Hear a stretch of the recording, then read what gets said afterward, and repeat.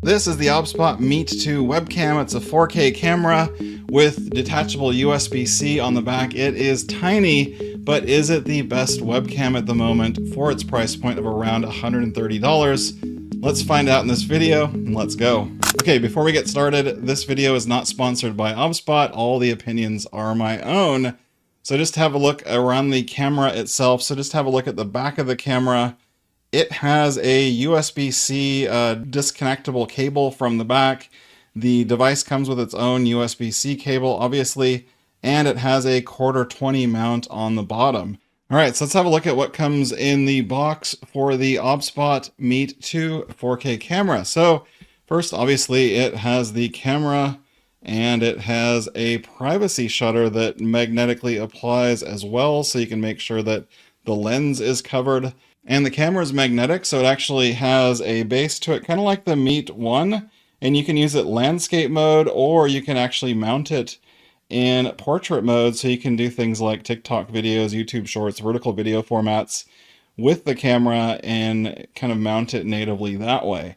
Again, this is something that if you're looking at, for example, the Insta360 Link 2C, it doesn't mount in this vertical mode. I wish it did, but this one does either portrait or vertical. Now, the other things that you get in the box are the cable. So you get the USB cable. It's USB-C on both ends, but they do include a USB-C to USB-A adapter.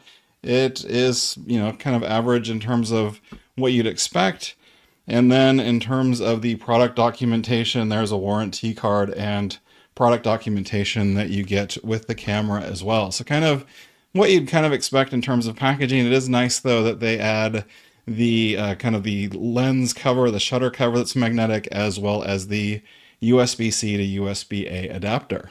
Okay, so this is the OBSBOT Meet 2 camera in 4K with its default image and its default audio, so you can see what it looks like and also hear what it sounds like from its onboard microphones. I gotta say, this webcam is doing a great job with its out-of-the-box settings. Kind of like the OBSBOT Tiny 2 and the OBSBOT Tiny 2 Lite.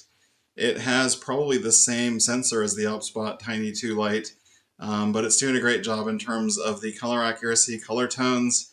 It's probably not the sharpest image that I've ever seen on a 4K webcam, but it's doing pretty good. It's got a little bit more contrast, I think, than some of the other ones that highlight, or I should say that excel in their sharpness, like the Logitech Brio 4K, which is an old camera, but its sharpness levels at 4K are still some of the best, even since 2017, even to now, compared to even, unless you get like an APS-C or a mirrorless camera with a nice lens, the Brio does a pretty good job in terms of its default sharpness at 4K, at 1080p 60, etc.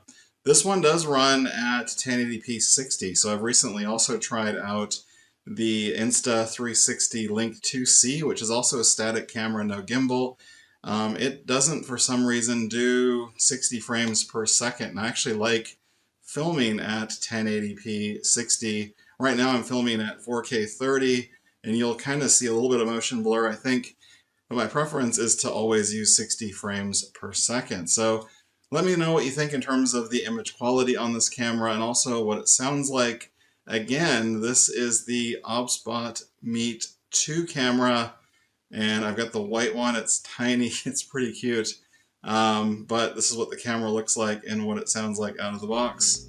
Let me know what you think. Okay, so now you've seen the OBSBOT Meet 2, and I've got to say, in terms of overall impressions, it does look pretty good. It sounds pretty good.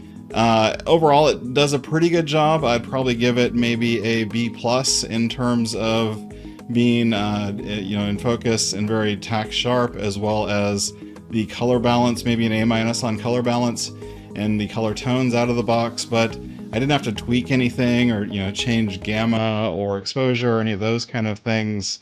I could maybe drop the exposure down a little bit in settings if I wanted to give it a bit more of a moody look and feel. But I thought that the camera did pretty well, especially for its price point of around $130. I don't think you can go wrong. Hopefully you got value from this review, and if you did, be sure to give me a like. I've got a lot more webcams, and I've got a lot more kind of microphones and other streaming gear and work from home gear that you might be interested in. So subscribe to my channel for more on that. And of course, thanks so much for watching.